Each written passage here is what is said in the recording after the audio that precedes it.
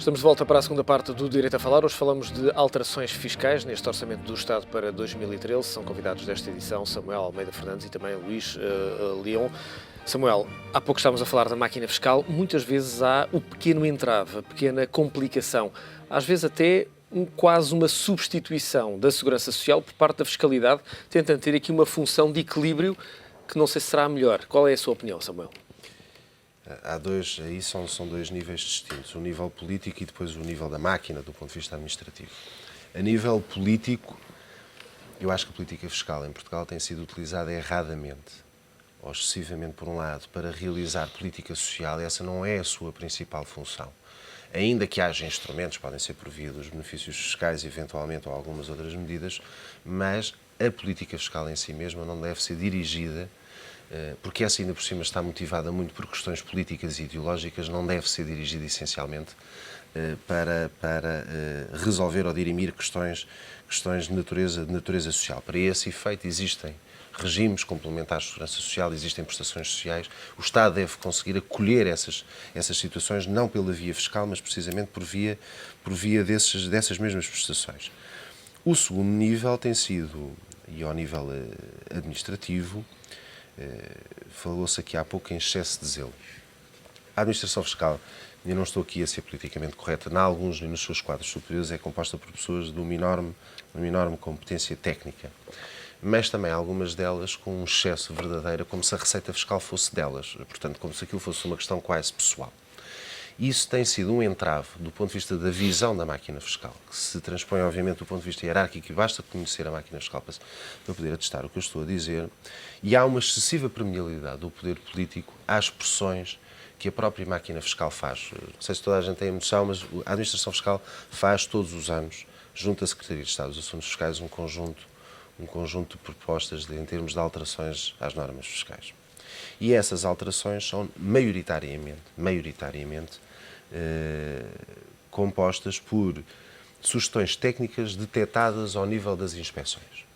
E o que muitas vezes acontece é que já não é a primeira nem a segunda vez que nós alteramos a legislação fiscal em virtude de uma operação, de um contribuinte, provavelmente não será sequer replicável muitas vezes, e nós vamos criar uma norma fiscal, não diria que é uma norma à medida, que é precisamente para combater teoricamente aquele tipo de operações.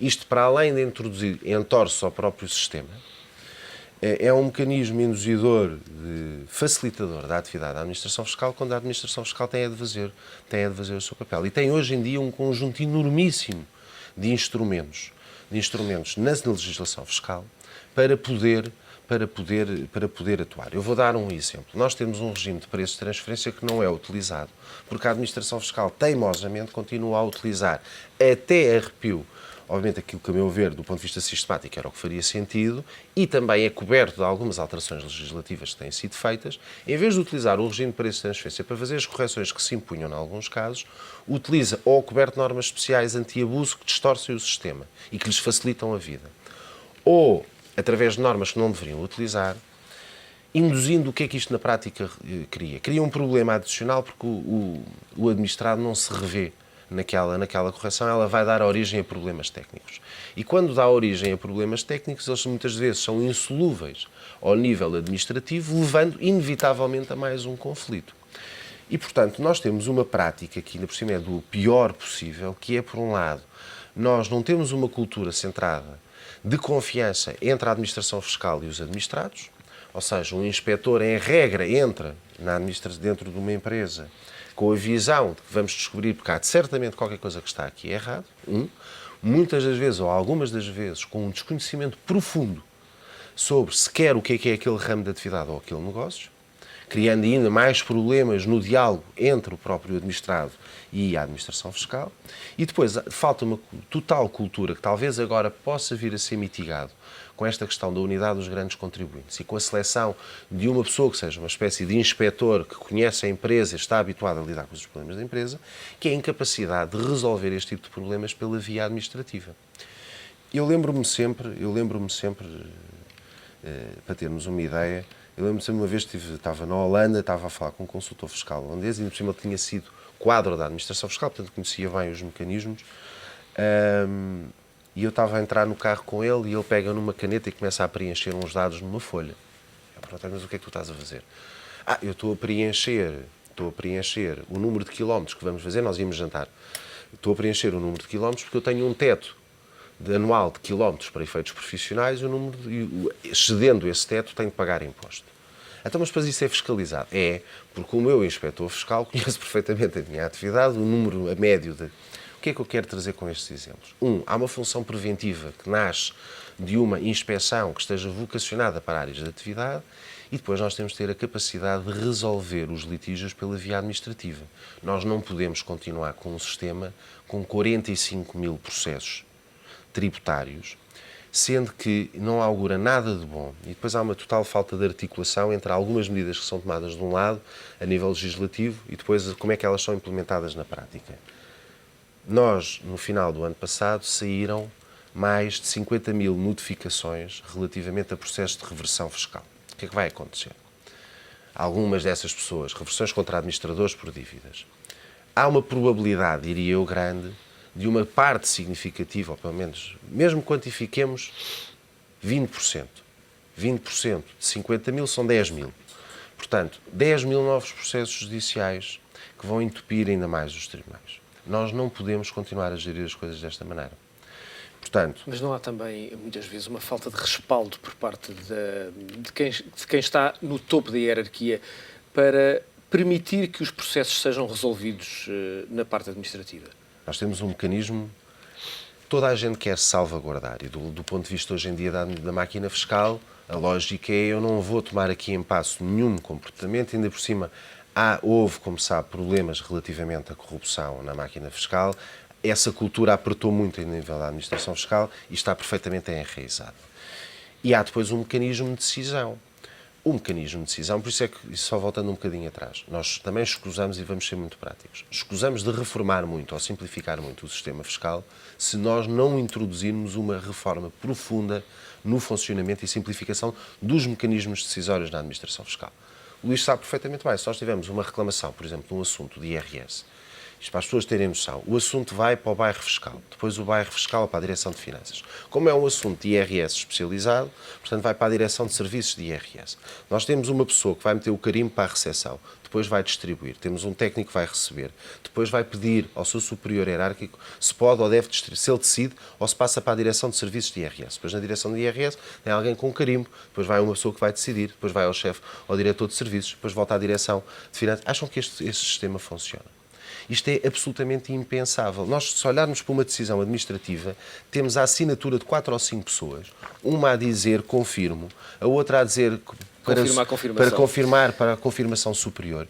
E nós vivemos neste pequeno mundo em que a administração fiscal vive muito isolada sobre si mesma e, como o Luís apontou, em alguns casos tem sido um verdadeiro entrave à aplicação no terreno de medidas que são positivas, e o caso do Estatuto do Não Residente Habitual é um caso flagrante, como outros houve no passado, como, por exemplo, a administração fiscal foi um foco e um obstáculo concreto, por exemplo, à implementação dos acordos de dupla tributação em Portugal, durante anos a fio. Anos a fio. E, portanto, nós temos um problema a nível legislativo, que ainda por cima é muito permeável a estas pressões ou sensibilidades, no fundo, para tentar assegurar a receita fiscal. Nós somos sempre um país. E depois a própria máquina. Claro, só para completar aquilo que o Samuel estava a dizer, ainda não há muito tempo, a Secretaria de Estado dos Assuntos Fiscais anunciou como uma medida positiva que passaram a ganhar, creio eu, ajuda-me Samuel, 37% dos processos passaram a ser ganhos pela máquina fiscal. O que significa que há 63% de processos que são inúteis. 63%. Mas 63%... Antes de chegar a instâncias diferentes. Eu arriscaria que desses 63%, metade nem sequer deviam alguma vez na vida ter sido processo. Porque isto é, tempo que as empresas gastam, quer dizer, já não basta as empresas e as pessoas gastarem tempo a cumprir as suas obrigações fiscais, depois ainda gastam tempo a resolver temas que não existem e que são criados pela máquina fiscal. Aliás, isso são os dados que o comprovam, são mais de 60% dos casos que são perdidos pela administração fiscal. Luís, nós estamos a caminhar para o fim e, obviamente, ainda temos que falar de IRS.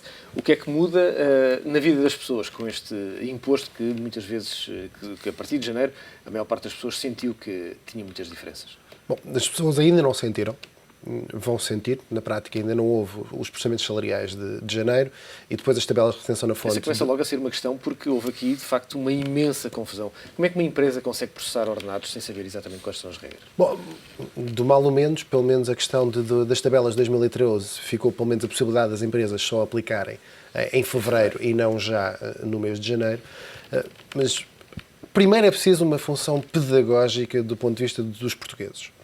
A maior parte dos portugueses não tem noção de que o seu IRS verdadeiro é o que está na declaração de impostos. A maior parte das pessoas acha que o IRS é o que está no recibo de ordenado e que depois, no final do ano, quando entrega a declaração, tem um reembolso de uma parte das despesas. Mas não é assim que funciona o imposto. O verdadeiro IRS é o IRS da Declaração Anual de Rendimentos. E é aí que é apurada a taxa efetiva sobre os rendimentos. As retenções na fonte são um mero adiantamento, se quisermos, do imposto que eu tenho que pagar ao Estado. É um pagamento a prestações que eu vou fazendo e que, por exemplo, França não tem. França não tem retenções na fonte. Portanto, nem sequer é obrigatório haver retenções na fonte. O que surgiu em janeiro foi as tabelas que concretizam o aumento de impostos que já toda a gente sabia e que, em termos muito grosseiros, correspondem a um mês de subsídio. O tema é este. Depois, todo este tema dos duodécimos, que tem sido muito discutido, foi, aliás, uma sugestão das associações sindicais para que o aumento do imposto casasse com os aumentos de liquidez que as pessoas têm, nomeadamente nos meses dos subsídios, e é isto que justifica depois o pagamento mensualizado de um subsídio. Depois, como ninguém conseguia decidir se era um subsídio de férias, se era um subsídio de Natal, para as pessoas terem dinheiro para as férias e terem dinheiro para as compras de Natal, decidiu-se, qual justiça salomónica, dividir metade dos subsídios ao longo dos meses. E, portanto, é isto que vai acontecer. Depois as pessoas, quando sair a lei, terão 5 dias para decidir se querem ou não querem receber metade de cada um dos subsídios ao longo dos meses. E para não haver também dúvidas, ao contrário do que eu ouvi no comboio a semana passada, os duodécimos não aumentam os impostos. O receber uma parte do subsídio de férias ou uma parte do subsídio de Natal não tem nenhum impacto no meu IRS. Nem no final do ano, nem na taxa mensal. O imposto que eu vou pagar sobre... O rendimento é sempre o mesmo. O rendimento é o mesmo e a taxa de imposto é a mesma. A taxa que eu vou aplicar sobre o duodécimo é a mesma que eu aplicaria sobre um subsídio inteiro. A única coisa que vou fazer é vou dividir também o pagamento desse imposto ao longo do ano. E por isso muitas pessoas estão neste momento com a dúvida. Eu devo receber em duodécimos ou eu não devo receber em duodécimos? Qual é a diferença? E a resposta é, a única diferença é receber o dinheiro mais cedo ou receber o dinheiro mais tarde. Não tem outra resposta. Se as pessoas receberem duodécimos, vão ter uma parte do aumento fiscal compensado pelos duodécimos. As nossas estimativas implicam que até 2.700, 2.800 euros os duodécimos permitem até receber mensalmente um pouco mais ou ficar mais ou menos no break-even com o aumento de impostos. Convém as pessoas se lembrarem que depois, no mês do subsídio de férias e no mês do subsídio de Natal, vão receber metade do que receberam o ano passado. Ora, essa é a questão que eu lhe queria colocar, Luís, e tem que ver com este efeito de percepção que foi criado relativamente, e a maior parte das pessoas não são conhecedoras de impostos e não vão fazer as contas. Há aqui um efeito de percepção de que, aparentemente, o rendimento mantém-se de um ano para o outro, mas há um aumento substancial da carga fiscal, exatamente devido a estas alterações. Não é devido a estas alterações que há o aumento fiscal, é devido a estas diferenças que há essa percepção. Claro, o grande tema que tem surgido é, eu não percebo como é que alguém pode achar que Portugal tem, em 2013, o maior aumento de IRS, seguramente da história da democracia portuguesa. Não há paralelo de um aumento de impostos tão significativo, em que foi anunciada a perda de um subsídio para cada português e depois as pessoas acharem que vão ter aumentos mensais. É impossível.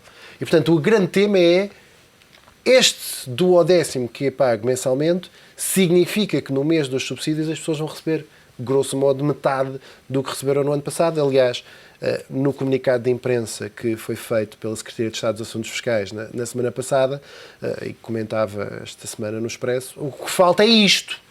Faltou explicar às pessoas que o montante adicional que vão receber, se é que vão receber, e a Secretaria de Estado só apresentou casos em que as pessoas mensalmente recebiam mais, não apresentou nenhum caso em que mensalmente a pessoa ainda assim recebia menos, e depois faltou explicar que no mês de junho ou julho, dependendo de quando é que recebe o subsídio, e no mês de dezembro, apenas metade. vão receber metade do que receberam o ano passado. Samuel, temos 30 segundos, mas uma questão muito rápida. É de facto um aumento brutal para a maior parte dos portugueses em termos de impostos, de IRS, mas não perceptível de imediato. Esta questão é um anestesiante, é um mero anestesiante. Eu chamo disto um anestesiante. Eu acho... O problema é quando a anestesia passar, ficam os A dois. anestesia passará garantidamente por altura dos meses do verão, quando chegar e as pessoas perceberem que não vão poder ir de férias. Aí certamente vão perceber, e quando receberem a fatura em 2014, garantidamente vão perceber a amplitude do aumento fiscal. Duas pequenas notas. Acho extraordinário que o PS tenha apoiado esta medida, não percebendo o impacto da mesma, do ponto de vista que era uma medida, no fundo, a favor do Governo, porque é um verdadeiro anestesiante, tal como nós tecnicamente dizemos que a retenção na fonte é um anestesiante do imposto a pagar a final, porque sendo uma antecipação, de facto as pessoas, como o Luís dizem, julgam mais ou menos que aquele é o imposto da sua carga fiscal. E, portanto, que depois no final do ano é um pequeno acerto de contas que normalmente até é favorável. Pelo menos essa era a percepção. E, portanto, as pessoas custa-lhes menos pagar do que se recebessem uma fatura fiscal de 5 ou 6 mil euros para pagar no final do ano, até porque na maior parte dos casos não teriam esse dinheiro para pagar. E dois, que é um elemento que normalmente nós medimos a carga fiscal, e mesmo até em termos internacionais, volume de receitas versus produto. Estou mesmo a acabar. Versus produto. E esquecemos-nos de referir uma coisa que é a taxa de esforço fiscal, que é medida não em relação ao produto, mas em relação ao rendimento disponível. E aí Portugal está muito acima da média europeia.